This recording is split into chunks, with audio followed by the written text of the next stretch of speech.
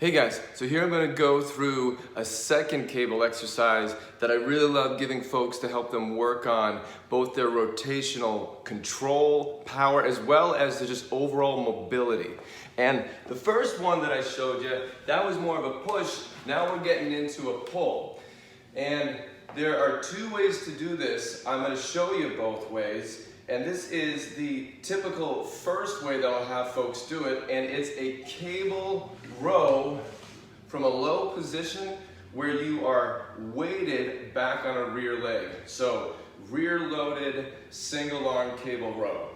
So what you end up doing is if you've got the pulley in your left hand, then what you're going to want to do is set your left leg back with your right leg a bit forward.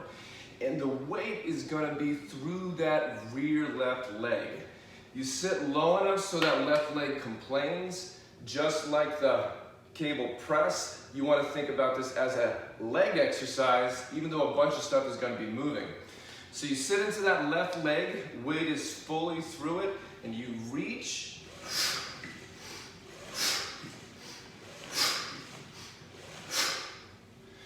So big things to focus on is not just keeping the weight fully through the rear leg, but really fix your gaze on where you're pulling from. If you fix where you're connected into the ground and you fix your gaze, then you're able to pivot through these three pivot places in the body as you're doing the movement. That's your sacrum, your sternum, and sphenoid, that central bone in our skull. So here I've now got it in my right arm, and I'm going to set my right leg back, sit into it, make my right leg speak to me a little bit, and I reach.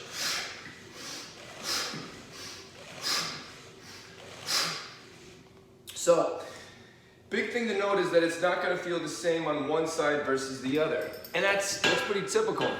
We aren't really the same on one side of our body versus the other, but that's not a problem. It only becomes problematic if it gets really exaggerated, and then all sorts of odd things can come out.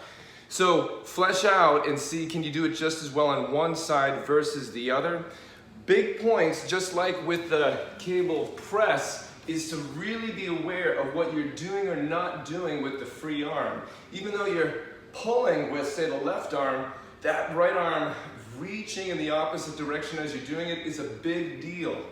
So you sit into that left leg, you're pulling with this left arm, but you're reaching with that right arm.